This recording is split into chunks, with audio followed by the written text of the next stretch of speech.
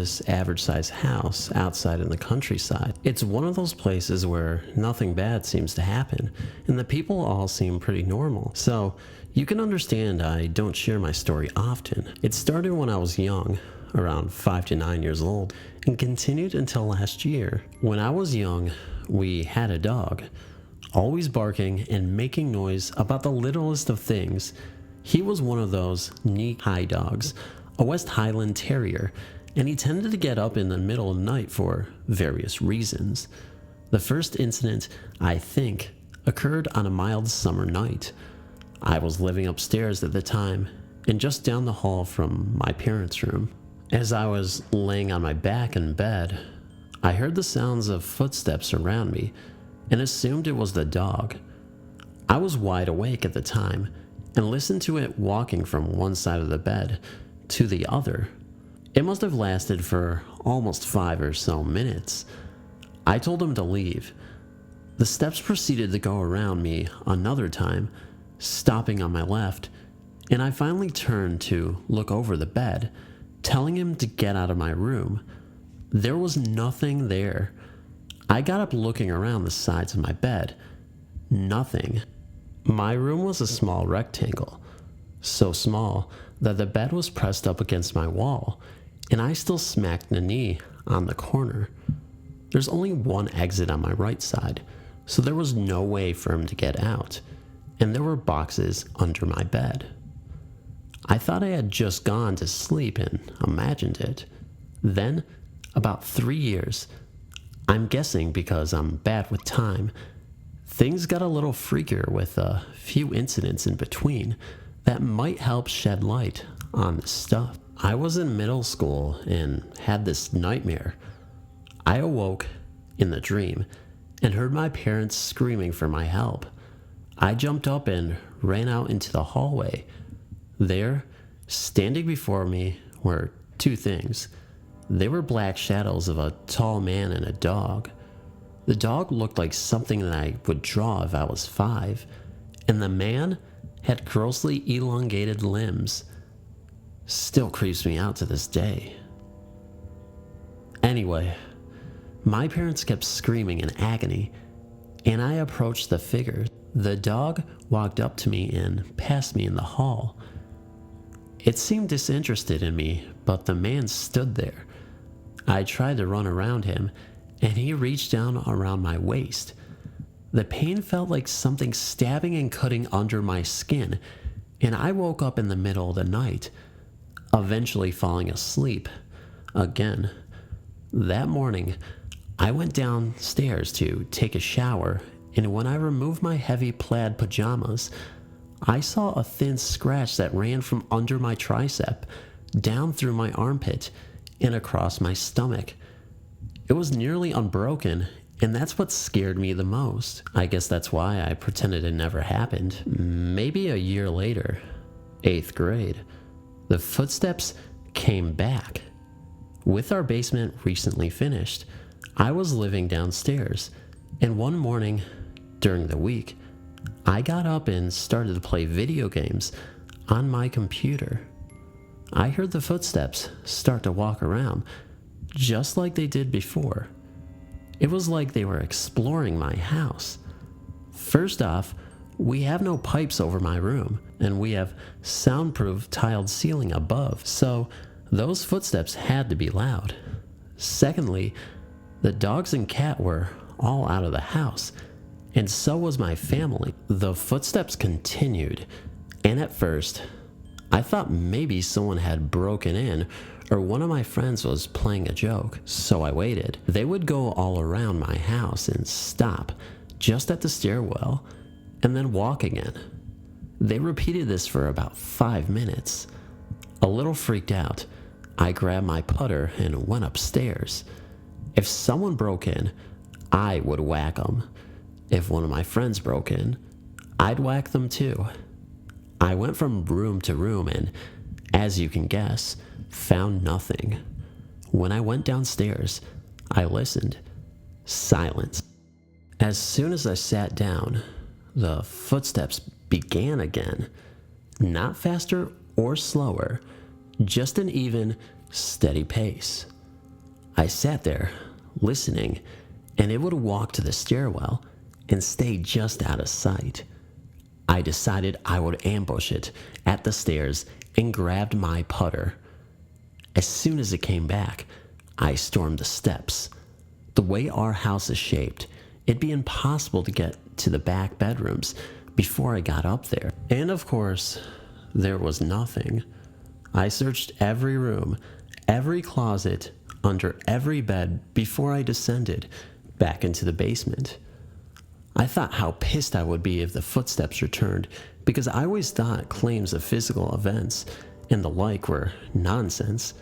Sure enough, I sat down and they came back. From 9 a.m. until noon, the footsteps kept going, trying to pretend it wasn't happening. I ignored them and continued to play video games. When my father came home, they stopped altogether. I have never heard them upstairs again. After that, I started looking into the paranormal more and more. I became interested in tarot cards, crystal balls, and all that stuff. I made a few friends in high school and left for college and came back home to work. After a year or so later, I started talking to this girl I had been friends with in high school. Let's call her Cass.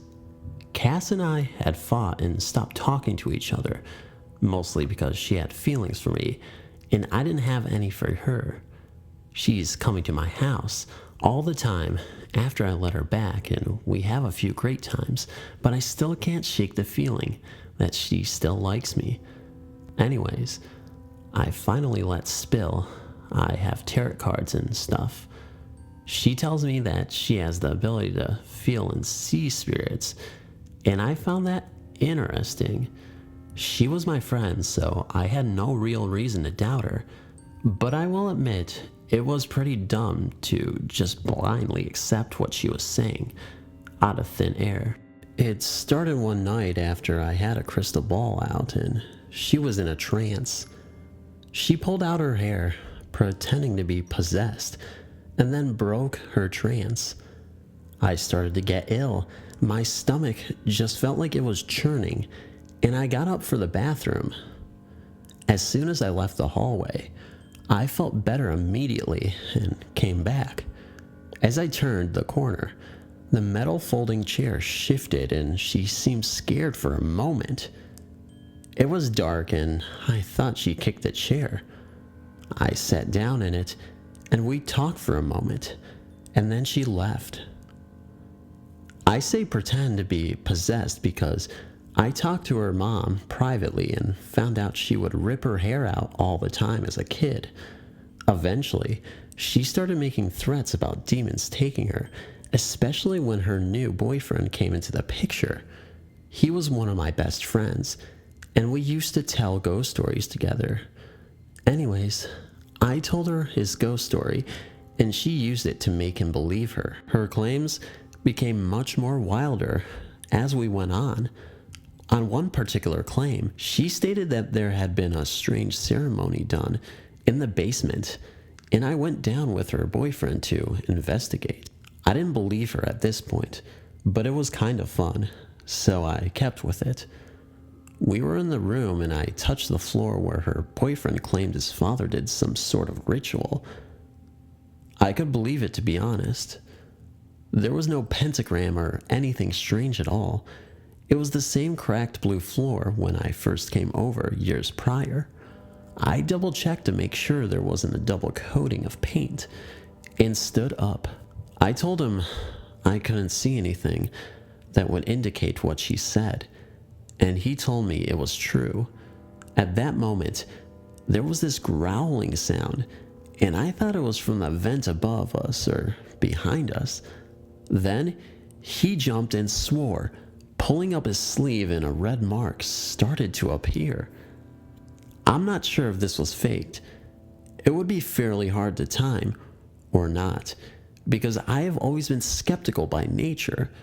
Finally, the footsteps made their grand return after we started to part ways. I was lying in bed one morning, sprawled out under a heavy blanket and pulling back the covers. I saw something at the foot of my bed. Had to be 5.5 feet tall, or taller. Black streaks in gray fur and a distinctly canine face on a humanoid body. Being 23-year-old man, I probably covered my face desperately, trying to convince myself that it was my blanket. The colors were very similar. Then, there were footsteps around my bed, like when I was a kid. They got really quick, side to side. I finally decided to attack it. Throwing back the covers when I was at the corner of my bed, I jumped forward, nearly off the bed, but there was nothing there. On all fours, I was dazed, and I was trying to figure out what the hell had happened. There was the thunder slap, side to side down the hall, up the steps, and the front door banged hard. A few minutes later, my father came in, and I was still in shock. I yelled up to him if he had heard anything or did anything. He didn't, and eventually, I got back to sleep. Later, I called Cass and her boyfriend, telling them about the events, and they called back later that night, reporting the sounds of scratching all over the house. There have been no events since then. Seeing as these incidents have been happening 3 or 4 years apart, I may be due for another visit this year or next. This story is similar to another, and you can see my effort to make contact wasn't successful.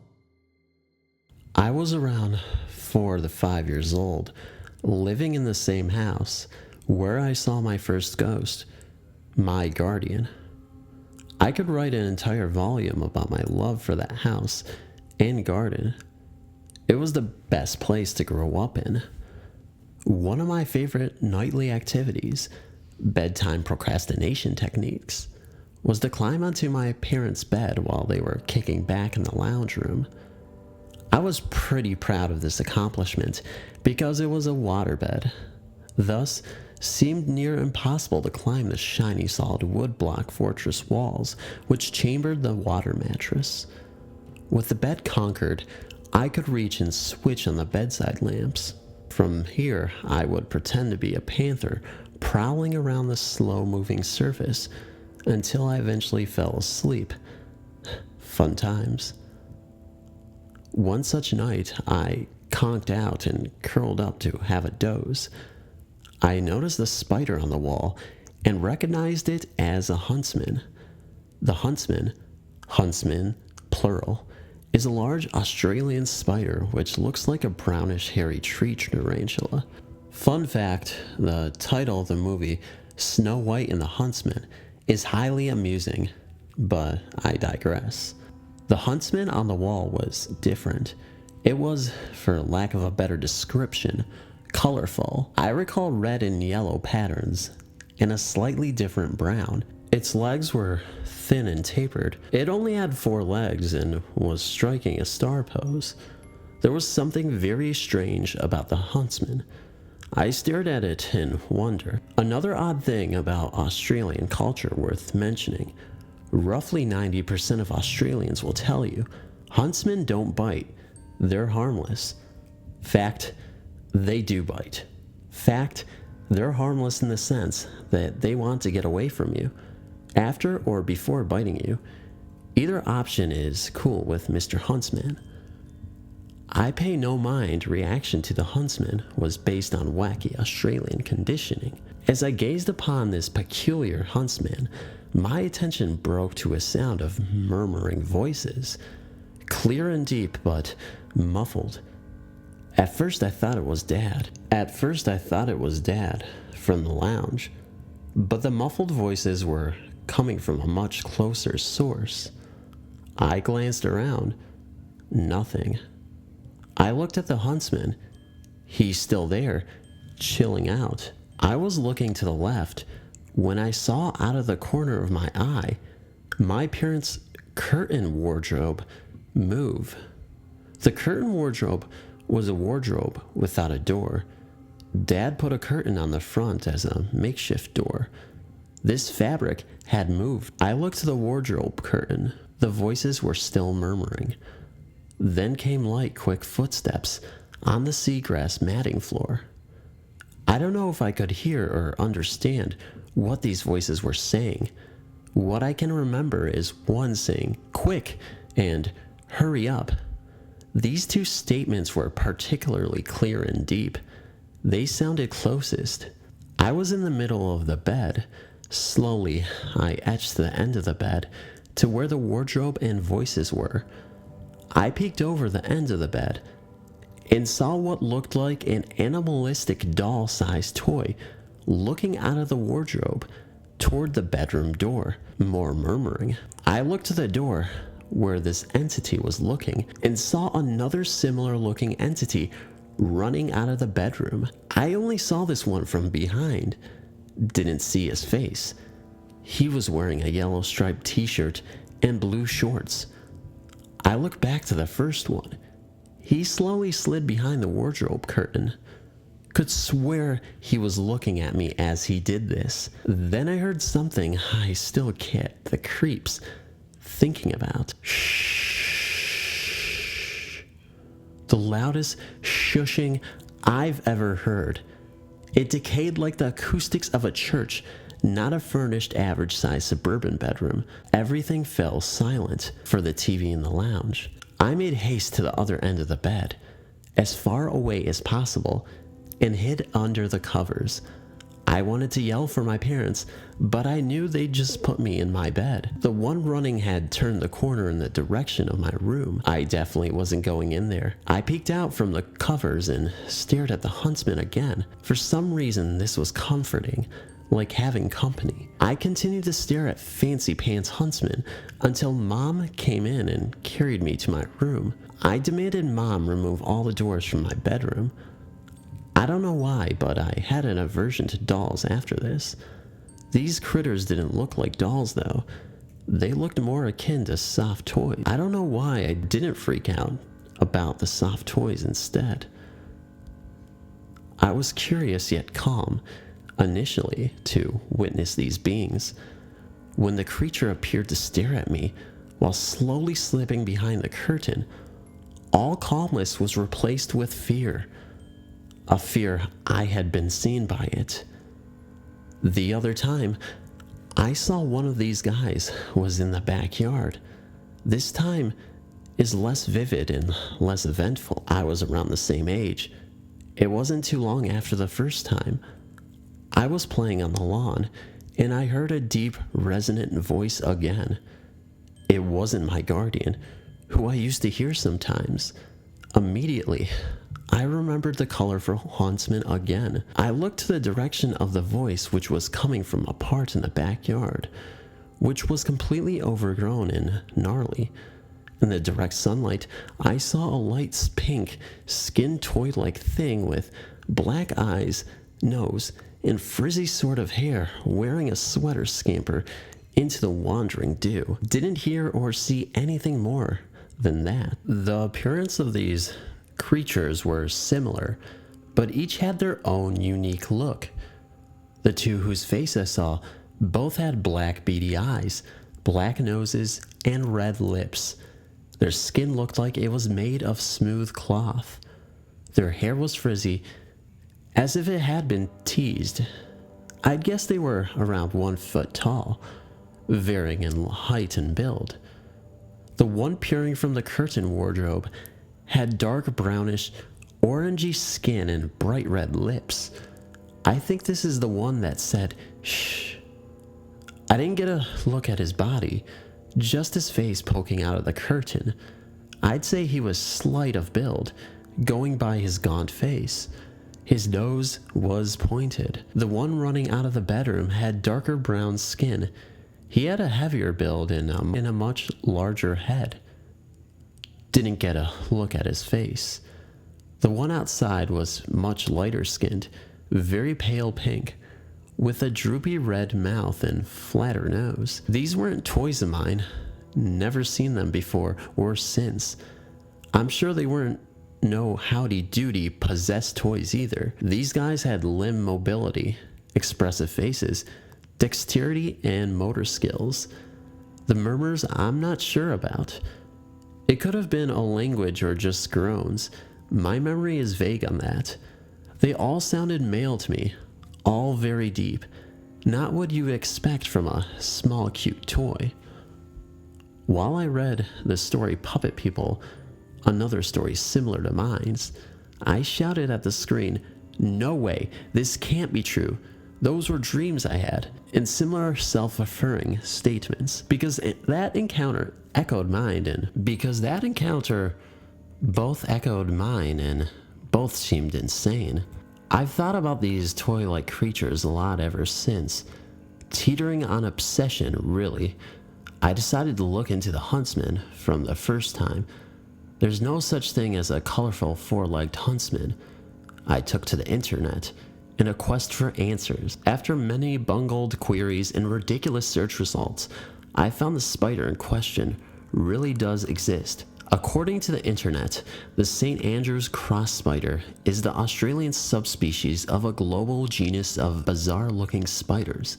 The St. Andrew's cross spider is similar in appearance to a thin, wispy-legged huntsman with bright yellow and red marking. The St. Andrew's cross spider rests by placing its front and rear legs together, resulting in the appearance of a four-legged pose. X, like that. That's where it gets its name. That's how it looked on the wall. There was more info on a matching X design, which it builds into its circular web and rests upon as a matchmaking center pattern. Aw, little spider got flair. As a side note, the moment I clapped eyes on photos of this St. Andrew's cross spider, that night came flooding back in torrent of profound snapshots. It's been quite the momentous payoff finding this unique arachnid and staring at it again, all these years later. Now I credit autonomous toy puppet weirdos as more than an odd dream or two. Of all the entities, these guys fascinate me the most. Thanks for reading.